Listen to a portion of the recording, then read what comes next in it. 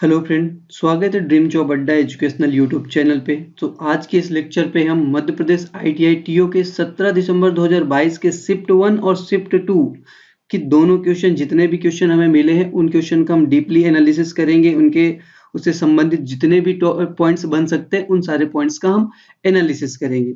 यदि आपको इस लेक्चर की पीडीएफ चाहिए तो हमारे टेलीग्राम चैनल ड्रीम जॉब अड्डा पे जाके इसकी पीडीएफ को डाउनलोड कर सकते हैं। तो इसकी अगर लिंक लिखना चाहिए तो लिंक हम वीडियो के डिस्क्रिप्शन में दे देंगे, और फिर भी अगर आपको लिंक चाहिए तो चलिए हम यहाँ पास लिंक लिखे देते हैं। ड्रीम DREAM जॉब अड्डा, ठीक है, ये इसकी टेलीग्राम की लिंक है। तो यहाँ पर जाके आप इसकी पीडीएफ को डाउनलोड कर सकते हैं। देखिए, एक क्वेश्चन आया हुआ था, चौसा का युद्ध। चौसा का युद्ध कब हुआ था या किसके बीच में हुआ था? तो चौसा का युद्ध जो हुआ था वो हुआ था 1539 में चौसा का युद्ध हुआ था, और ये हुआ था हुमायूं और शेरशाह सूरी के बीच में हुआ था। ठीक है, हुमायूं और शेरशाह सूरी के बीच में चौसा का युद्ध हुआ था। कुछ और युद्ध लिख लीजिए, क्योंकि अगर युद्ध से क्वेश्चन पूछ रहा है तो ये चांस है कि अगले शिफ्टों में और भी किसी युद्ध से क्वेश्चन पूछ सकता है। तो अगर पूछेंगे बैटल ऑफ तराइन, देखो काफी ज्यादा पूछता है, बैटल ऑफ तराइन का युद्ध कब हुआ था? देखिए, बैटल ऑफ तराइन, ठीक है।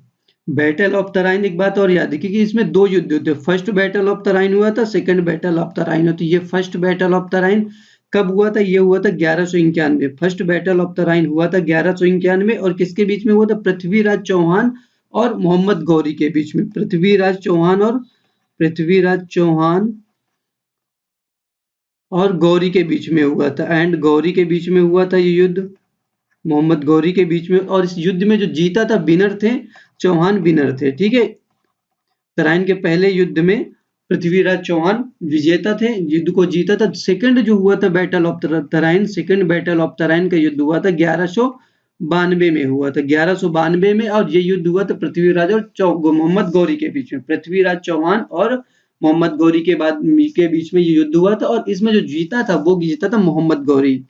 इसमें सेकंड में जीता था, चलिए लिख देते हैं, पृथ्वीराज चौहान और गौरी के बीच में हुआ था, और गौरी के बीच में। ठीक है, गौरी लिख रहा हूं, मोहम्मद गौरी। ठीक है, और इसमें जो विजेता था, ये विजेता थे हमारे, मोहम्मद गौरी विजेता था। ठीक है, और अगर किसी युद्ध के बारे में लिखना चाहे तो एक युद्ध लिख सकते हैं, हल्दी घाटी का युद्ध। हल्दी घाटी का युद्ध काफी ज्यादा पूछा जाता है।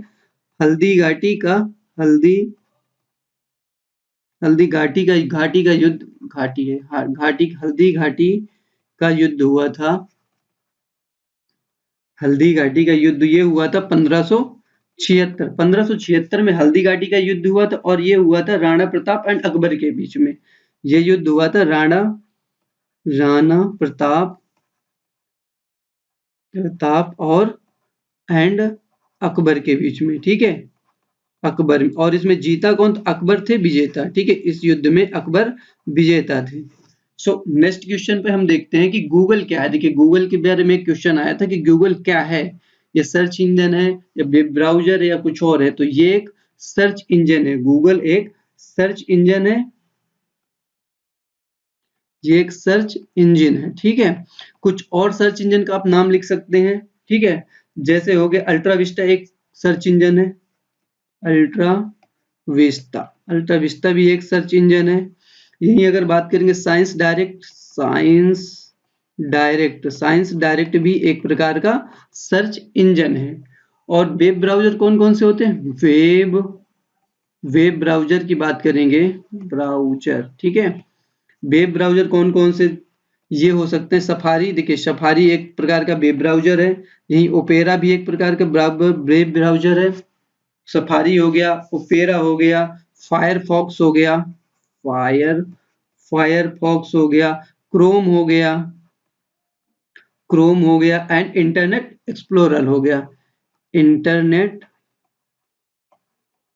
एक्सप्लोरर हो गया। ठीक है, इंटरनेट, ये सब हो गए एक प्रकार के वेब ब्राउजर, और ऊपर जो लिखा है वो एक सर्च इंजन है। नेक्स्ट क्वेश्चन पे चलेंगे। दिल्ली हाई कोर्ट की प्रथम महिला न्यायाधीश कौन थी? तो दिल्ली हाई कोर्ट की जो प्रथम महिला न्यायाधीश थी, ये थी लीला सेठ। लीला सेठ जो थी दिल्ली हाई कोर्ट की प्रथम महिला न्यायाधीश थी। यहीं पास कुछ और महिलाओं की बात अगर हम पूछ ले कि सुप्रीम कोर्ट, यदि क्वेश्चन में आ जाए सुप्रीम कोर्ट की पहली महिला न्यायाधीश कौन थी, तो सुप्रीम कोर्ट की जो पहली महिला न्यायाधीश थी, सुप्रीम कोर्ट की प्रथम महिला, सुप्रीम कोर्ट की प्रथम महिला न्यायाधीश, तो ये थी हमारी मीरा, मीरा, इधर लिख दे रहा हूं, मीरा साहिब, मीरा साहिब, मीरा साहिब फातिमा, फातिमा, ये थी सुप्रीम कोर्ट की पहली महिला न्यायाधीश थी, मीरा साहिब फातिमा थी। ठीक है, और यहाँ एक दो पॉइंट और लिख सकते हैं महिलाओं के बारे में, प्रथम महिला कौन कौन सी। यदि पूछ ले कि भारत की पहली महिला प्रेसिडेंट कौन थी, तो सबको पता हो भारत की पहली महिला, प्रथम महिला राष्ट्रपति, भारत की बात कर रहा हूँ, राष्ट्रपति, भारत की प्रथम महिला राष्ट्रपति थी, ये थी प्रतिभा पाटिल, प्रतिभा पाटिल थी ये, प्रतिभा पाटिल। यहाँ पास भारत लिख लीजिएगा, भारत की प्रथम महिला राष्ट्रपति जो थी वो थी प्रतिभा पाटिल। और अगर एक क्वेश्चन और यहाँ पास लिख सकते हैं कि प्रथम महिला, भारतीय पहली महिला कौन सी जिसे नोबेल प्राइज मिला था, पहली भारतीय महिला, पहली भारतीय महिला जिसे नोबेल प्राइज मिला, जिसे नोबेल प्राइज, नोबेल प्राइज मिला, वो थी हमारी मदर टेरेसा। मदर टेरेसा जो थी वो प्रथम महिला थी जिनको, भारतीय महिला थी जिनको नोबेल प्राइज मिला था। सेकंड क्वेश्चन देखिए, अगला क्वेश्चन है सिरका में कौन सा अम्ल पाया जाता है, सिरका जो है उसमें कौन सा अम्ल पाया जाता है, तो सिरका में पाया जाता है एसिटिक एसिड पाया जाता है, एसिटिक एसिड जो पाया जाता है वो सिरका में पाया जाता है। यही अगर क्वेश्चन में आ जाए मिल्क में कौन सा, मिल्क जो होता है दूध में कौन सा, दूध में कौन सा अम्ल पाया जाता है, दूध में कौन सा अम्ल पाया जाता है, तो इसमें पाया जाता है lactic acid, lactic acid, milk में लैक्टिक एसिड पाया जाता है। यही अगर बोल दे अंगूर में, ग्रेप्स जो होता है अंगूर, अंगूर में कौन सा अम्ल पाया जाता है, तो अंगूर में पाया जाता है टार्टरिक एसिड पाया जाता है, टार्टरिक एसिड।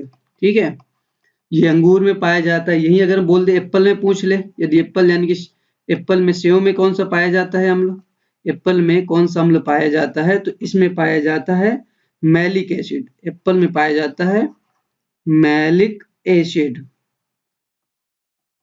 ठीक है, और एक और लिख लीजिए कि टमाटर, देखिए टमाटर इससे भी पूछ सकते हैं, अगर इसमें पूछा हुआ सिरका से अम्ल कौन सा, तो टमाटर से भी पूछ सकते हैं, टमाटर हो गया, पालक हो गया, इनमें कौन सा अम्ल पाया जाता है, तो इनमें पाया जाता है oxalic acid, oxalic acid, oxalic acid पाया जाता है इनमें।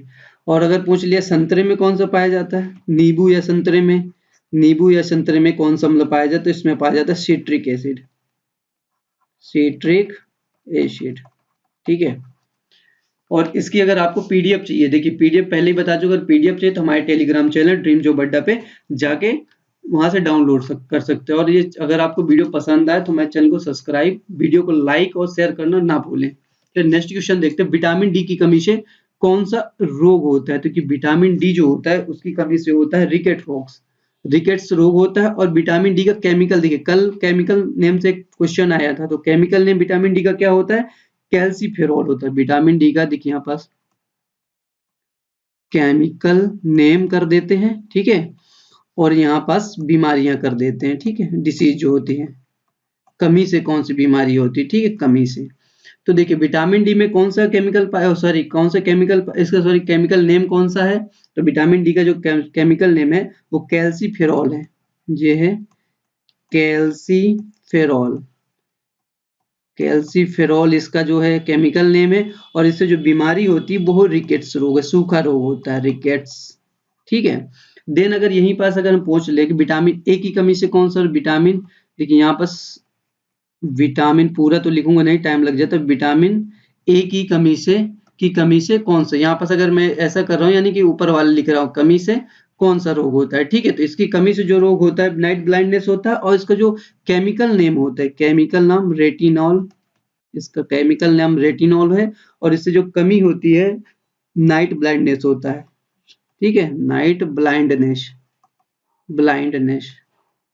यही अगर मैं बात करूं विटामिन बी वन की का केमिकल नेम क्या है, विटामिन बी1 केमिकल नेम है थायमीन, थायमीन इसका केमिकल नेम है, और इसकी कमी से जो होता है बेरी बेरी रोग होता है। विटामिन बी1 की कमी से होता है बेरी बेरी रोग होता है। यही अगर हम विटामिन बी टू की कमी से कौन सा रोग होता है, तो इसकी कमी से जो रोग होता है, पहली बात इसका अच्छा वो केमिकल नेम लिखते हैं, इसका केमिकल नेम होता है राइबोफ्लोविन, राइबोफ्लोविन। ठीक है, इसका केमिकल नेम होगा राइबोफ्लोविन, और इससे जो रोग होता है, इससे होता है कि जो आपकी स्किन होती है उसमें क्रैकिंग हो जाती है। यहाँ पास लिखिए स्किन में क्रैकिंग होती, स्किन में क्रैकिंग होती है। और यहीं पास एक रोग और होता है कि जब आपकी आंखें लाल हो जाती हैं, तो अगर आपकी आंखें लाल हो रही हैं यानी कि आपके अंदर जो विटामिन बी2 की कमी हो जाती है, आंखें लाल हो जाती हैं। ठीक है, यहीं अगर हम नेक्स्ट बात करें विटामिन बी5 का जो केमिकल फॉर्मूला होता है पेंटोनिक अम्ल होता है, पेंटोनिक अम्ल, विटामिन बी5 का केमिकल फॉर्मूला हो गया पेंटोनिक अम्ल। ठीक है, और यही बात करते हैं इसका जो कमी होती है 4D सिंड्रोम, एक प्रकार की बीमारी है 4D सिंड्रोम, ये होता है इसकी कमी से विटामिन बी5। विटामिन बी7 कुछ इंपॉर्टेंट लिखा है, सारे तो नहीं लिखा है। विटामिन बी7 का जो केमिकल नाम होता है बायोटीन होता है, बी7 का केमिकल नाम होता है, और इसकी जो कमी से बाल झड़ते हैं, बालों का झड़ना जो होता है, इसी की कमी से झड़ना, यहाँ झड़ना, बालों का झड़ना इसकी कमी से होता है, बी7 की कमी से। अगर विटामिन सी की बात आएगी, विटामिन सी जो होगा इसका केमिकल नेम होता है एस्कॉर्बिक अम्ल, विटामिन सी का जो केमिकल नेम होता है एस्कॉर्बिक अम्ल होता है, और इसकी कमी से जो होता है स्कर्बी ही होता है, स्कर्बी। ठीक है, यही अगर विटामिन ई की बात कर देंगे, देखिए विटामिन ई का जो केमिकल नेम होता है वो टोकोफिराल होता है, टोकोफिरॉल। विटामिन ई का जो केमिकल नेम है वो टोकोफिराल है, और इसकी कमी से लेस फर्टिलिटी होती है, लेस फर्टिलिटी होती है, इसकी कमी से लेस फर्टिलिटी यानी कि जो मां बनने में औरतों को दिक्कत होती है। यही अगर एक और लिखना चाहते हो विटामिन के लिख सकते हैं, तो देखिए जगह तो नहीं है तो मैं इसको कहाँ लिख दूं जी, यहाँ पर के लिख दे। विटामिन के जो है देखिए इसका जो केमिकल फॉर्मूला है वो है फिलोक्यूनोन इसका केमिकल फॉर्मूला है,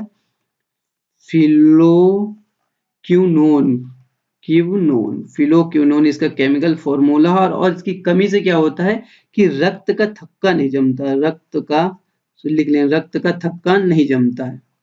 ठीक है, इसकी कमी से रक्त का थक्का नहीं जमता। अब नेक्स्ट क्वेश्चन की तरफ चलेंगे। देखिए एमपी की सबसे बड़ी जनजाति कौन सी है, देखिए तो मध्य प्रदेश की सबसे बड़ी जनजाति की अगर हम बात करेंगे तो ये इस समय है भील।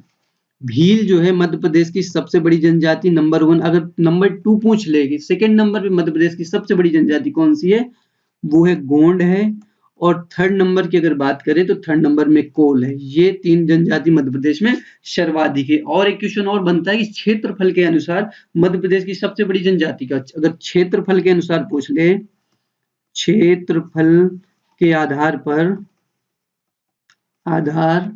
पर सबसे बड़ी जनजाति, सबसे बड़ी मध्य प्रदेश की बात कर रहे हैं जनजाति, क्षेत्रफल के आधार पर यहाँ पास मध्य प्रदेश की, ठीक है, मध्य प्रदेश की सबसे बड़ी जनजाति है, ये जनजाति होती गोंड। क्षेत्रफल के हिसाब से सबसे बड़ी जनजाति गोंड है, और वैसे ओवरऑल सबसे बड़ी ज्यादा जनजाति जो मध्य प्रदेश में वो भील है, नंबर 1 पे है। ठीक है, नेक्स्ट क्वेश्चन है पावर पॉइंट का यूज। देखिए पावर पॉइंट से क्वेश्चन आया हुआ था कि पावर पॉइंट का यूज हम किस लिए करते हैं, तो इसका यूज करते हैं हम प्रेजेंटेशन बनाने के लिए, यानी कि व्यावसायिक कार्यों के लिए पावर पॉइंट का इस्तेमाल किया जाता है। तो ये करते हैं प्रेजेंटेशन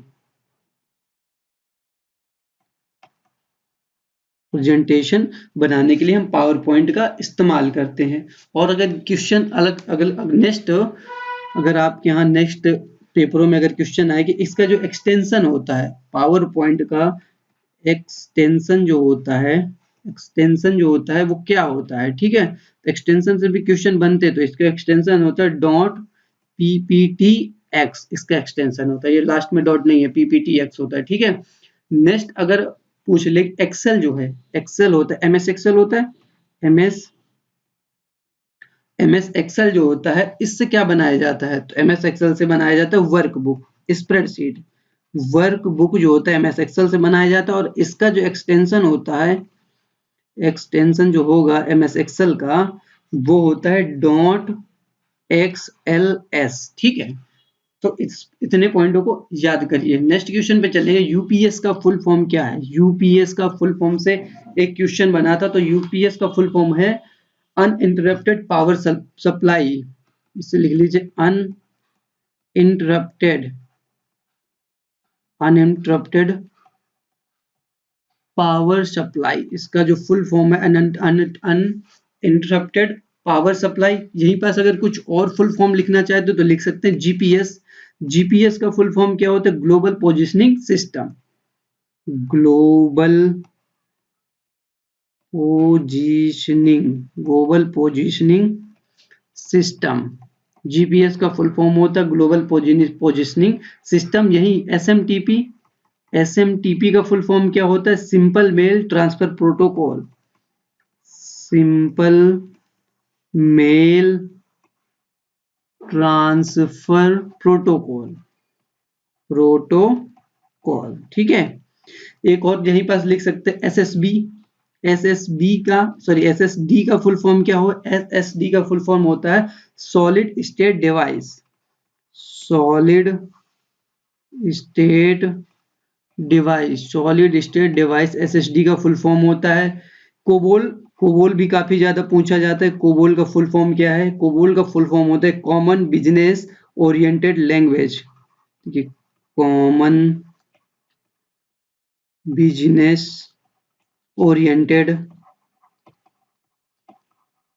लैंग्वेज, ठीक है, कॉमन बिजनेस ओरिएंटेड लैंग्वेज। यही अगर आपसे सीसीटीवी का पूछ लेगा, सीसीटीवी का फुल फॉर्म होता है close circuit television, closed circuit television, close CCTV का क्लोज सर्किट टेलीविजन। जीपीआरएस सारे इंपॉर्टेंट पॉइंट्स लिखा जिनके आने की संभावना काफी ज्यादा है। जीपीआरएस का journal packet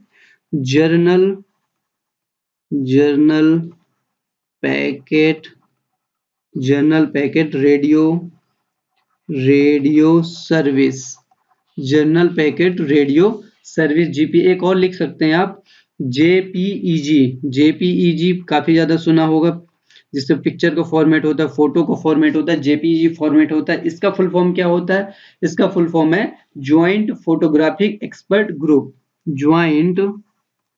joint photographic expert group, joint photographic expert group, ठीक है। अब हम नेक्स्ट क्वेश्चन देखिए, विजय हरारे ट्रॉफी से एक क्वेश्चन आया था। विजय हरारे ट्रॉफी 2022 का विजेता कौन है, तो 2022 का विजेता है सौराष्ट्र, ये है विजेता। यही उप विजेता कौन है, उप विजेता है महाराष्ट्र जो था वो था उप विजेता, महाराष्ट्र है उप विजेता। यदि हम एक और थोड़ा सा इंपॉर्टेंट क्वेश्चन इससे बन सकता है कि आईसीसी महिला क्रिकेट विश्व कप, आईसीसी महिला विश्व कप 2022 कौन जीता है, तो आईसीसी महिला क्रिकेट विश्व कप, आईसीसी महिला क्रिकेट विश्व कप 2022 ये जीता है ऑस्ट्रेलिया ने, ये जीता है ऑस्ट्रेलिया ने। यही अगर बात कर दें हम महिला एशिया कप की, एशिया कप जो था, एशिया कप महिला की बात कर रहे हैं, एशिया कप 2022 महिलाओं का एशिया कप जो 2022 है वो जीता था इंडिया ने जीता है, इसको भारत ने जीता है, ठीक है। सो नेक्स्ट क्वेश्चन में शॉर्ट की से क्वेश्चन आया था, पता नहीं कौन सा शॉर्ट की है, तो मैं कुछ इंपॉर्टेंट शॉर्ट की आपको लिखाए देता हूं, यदि क्वेश्चन में आए कंट्रोल प्लस ए। कंट्रोल प्लस ए का मतलब होता है सेलेक्ट ऑल। कंट्रोल ए का मतलब होता है सेलेक्ट ऑल। और यही अगर आ जाए कंट्रोल प्लस सी, कॉपी होता है। कंट्रोल सी का मतलब होता है कॉपी होता है। कंट्रोल प्लस एफ आ जाए, कंट्रोल प्लस एफ इसका मतलब होता है किसी चीज को फाइंड करना। अगला अगर आ जाए control plus H, control plus H आता है यानी कि इसका होता है रिप्लेस करने के लिए हम कंट्रोल प्लस एच का यूज करते हैं। कंट्रोल प्लस के का यूज करते हैं हाइपरलिंक के लिए। हाइपरलिंक के लिए हम कंट्रोल प्लस के का यूज करते हैं। यदि control plus N, control plus N का यूज करते हैं न्यू प्रेजेंटेशन या न्यू स्लाइड के लिए। न्यू स्लाइड या न्यू प्रेजेंटेशन के लिए हम यूज करते हैं कंट्रोल प्लस एन का यूज करते हैं। यही अगर कंट्रोल प्लस पी आ जाए, देखिए CTR कंट्रोल प्लस पी आ जाए यानी कि प्रिंट करने के लिए कंट्रोल प्लस पी का यूज करते हैं प्रिंट करने के लिए। कंट्रोल प्लस एस का यूज करते हैं सेव करने के लिए। कंट्रोल प्लस एस सेव होता है। कंट्रोल प्लस भी, देखिए कंट्रोल प्लस भी ये होता है पेस्ट के लिए। किसी भी चीज को पेस्ट करने के लिए कंट्रोल प्लस भी का यूज करते हैं। Control plus W, control plus W का यूज करते हैं किसी भी फाइल को क्लोज करने के लिए। यहीं पास दो बहुत ही ज्यादा इंपॉर्टेंट आते हैं, कंट्रोल, यहाँ पास पूरा लिखता हूँ, control plus Y. Control plus Y का यूज करते हैं हम रीडो करने के लिए, रीडो। और कंट्रोल प्लस जेड ये होता है अंडो के लिए। ये बहुत ही ज्यादा, ये दोनों तो बहुत ही ज्यादा इंपॉर्टेंट है, इनको तो पढ़ ही लेना है। नेक्स्ट जो है इनपुट और आउटपुट डिवाइस। देखिए इनपुट और आउटपुट डिवाइस से एक क्वेश्चन आया हुआ था, इनपुट और आउटपुट। तो इनपुट डिवाइस, यहाँ पर कुछ इनपुट डिवाइस आप लिख सकते हैं। इनपुट डिवाइस आप लिख सकते हैं, कौन कौन सी इनपुट डिवाइस है? कीबोर्ड, कीबोर्ड एक इनपुट डिवाइस है। माउस, कीबोर्ड हो गया। माउस एक इनपुट डिवाइस है। यही bar code reader, bar code reader, bar code reader भी एक इनपुट डिवाइस है। यही अगर MICR यानी मैग्नेटिक कैरेक्टर रिकॉग्नाइजेशन, ये भी इनपुट डिवाइस है। और लाइट पेन ये एक इनपुट डिवाइसेस है। यही अगर आउटपुट डिवाइस की बात करेंगे, आउटपुट डिवाइस जो हैं ये हो जाएंगी। आउटपुट डिवाइस की बात करेंगे, प्रिंटर, प्रिंटर एक प्रकार की आउटपुट डिवाइस है। मॉनिटर जो आपकी टीवी की स्क्रीन होगी उसको मॉनिटर बोलते हैं। मॉनिटर भी एक प्रकार की आउटपुट डिवाइस है। यही अगर बात करें प्लॉटर, प्लॉटर भी एक आउटपुट डिवाइस है। सो नेक्स्ट क्वेश्चन देखिए, यक्षगान, यक्षगान नृत्य किस राज्य का है? तो यक्षगान नृत्य जो है वो है कर्नाटक का है। यक्षगान कर्नाटक, यक्षगान नृत्य। यही अगर बोल ले कुचिपुड़ी, कुचिपुड़ी ये कहाँ का नृत्य है? ये है आंध्र प्रदेश, कुचिपुड़ी है आंध्र प्रदेश का, ठीक है। और कथक की अगर बोलेंगे, कथक जो है ये है उत्तर प्रदेश का। और कथकली, देखिए कथक और कथकली में आप डाउट में मत आइएगा, कथकली जो होता है ये होता है केरल का, ठीक है। सो अभी तो हमारे पास इतने ही क्वेश्चन मिल पाए हैं। अगर आपको ये वीडियो पसंद आए तो हमारे चैनल को subscribe, video like and share करिए। और इसकी PDF आपको हमारे टेलीग्राम चैनल ड्रीम चौबट्टा पे मिल जाएगी। Thank you.